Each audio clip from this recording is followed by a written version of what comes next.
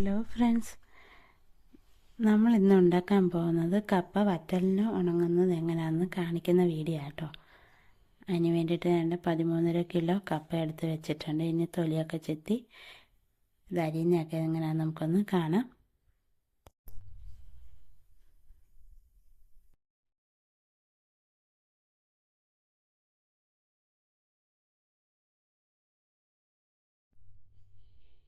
കപ്പയെല്ലാം പൊളിച്ചെടുത്ത് കഴിഞ്ഞാൽ അരിയാൻ തുടങ്ങി കേട്ടോ. ഈ പരുവത്തിന് നീളത്തിൽ അരിഞ്ഞെടുക്കണം.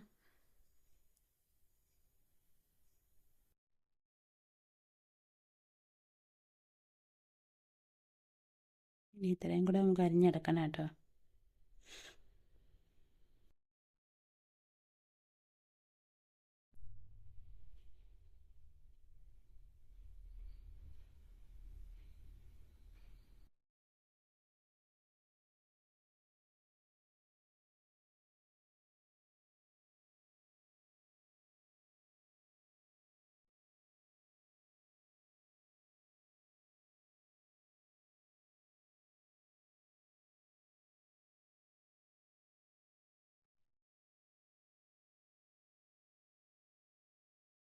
വറ്റലിനുള്ള കപ്പ അരിഞ്ഞെടുത്ത് കഴിഞ്ഞ് നമ്മൾ കഴുകിയെടുക്കാൻ പോവാന്നേ. കഴുകുന്ന നേരത്തെ തന്നെ വെള്ളം ചൂടാക്കാൻ വെച്ചു. വെള്ളം നല്ല പരുവത്തിന് ചൂടായി വരുന്നുണ്ട്. വെള്ളം നല്ലതായിട്ട് തിളച്ച് വന്നു. കഴുകി വാരി വെച്ചിരിക്കുന്ന കപ്പ ഇട്ട് കൊടുക്കുക. കപ്പ നമ്മൾ ഒത്തിരി വേവാൻ അത് വാരിയെടുക്കുക കേട്ടോ, കോരിയെടുക്കുവാന്നേ. 3-4 ട്രിപ്പ് നമ്മൾ നല്ലതായിട്ട് കഴുകി വാരി വെച്ചിരുന്ന കപ്പ തിളച്ച വെള്ളത്തിനകത്തിട്ട് കൊടുത്ത് ഇത് വെന്ത് പോകാതെ പെട്ടെന്ന് അത് തന്നെ നമ്മൾ വാരിയെടുക്കുമായിരുന്നു കേട്ടോ.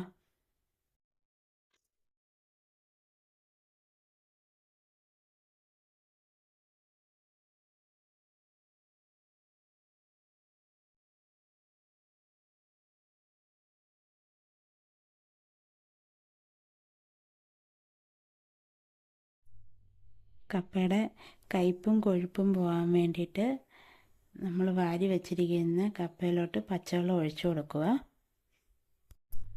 പച്ചവെള്ളം എന്ന് ഉദ്ദേശിച്ചത് തണുത്ത വെള്ളം കേട്ടോ. നമ്മൾ കപ്പ കോരി തീരാറായി. അപ്പോൾ സ്വല്പം തിളച്ച വെള്ളം കിടക്കുന്നത് അങ്ങ് ഊറ്റി കളയുകയാണേ. ഇനി ഇതിലേക്ക്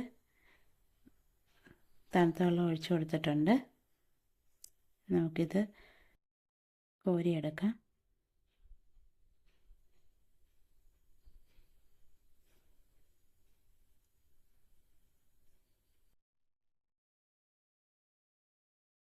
വറ്റലിന് ഉണങ്ങാൻ വേണ്ടിയിട്ട് നമ്മൾ വിരിച്ച് ഇട്ട് കൊടുക്കുക.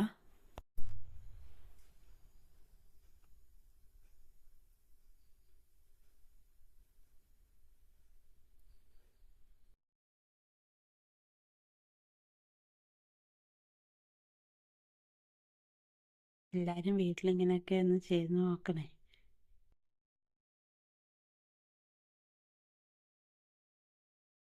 ഒരു വർഷം വരെ നമുക്കിത് ഉണക്കി സൂക്ഷിക്കാവുന്നതാണ് കേട്ടോ.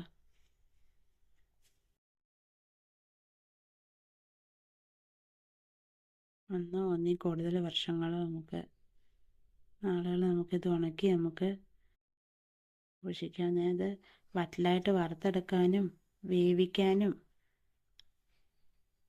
ഒക്കെ നല്ലതാണ്.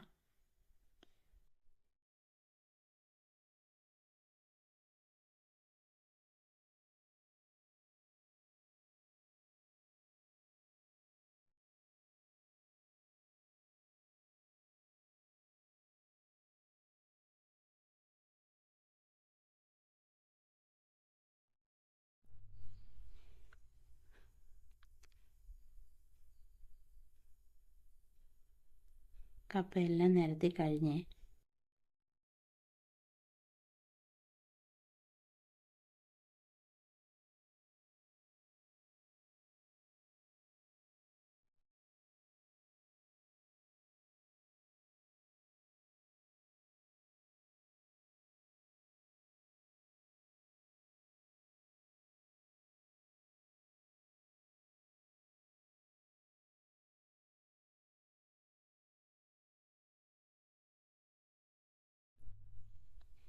വറ്റലിന് ഉണങ്ങി കിട്ടിയതാട്ടോ. ഇത്രയും വറ്റൽ ഉണങ്ങിയതുണ്ടായിരുന്നു.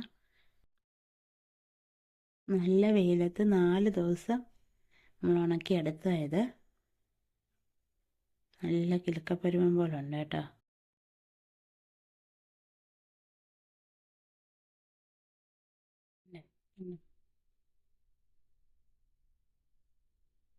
ഒടിഞ്ഞൊടിഞ്ഞ് വരുന്ന പരുവമായി. നല്ല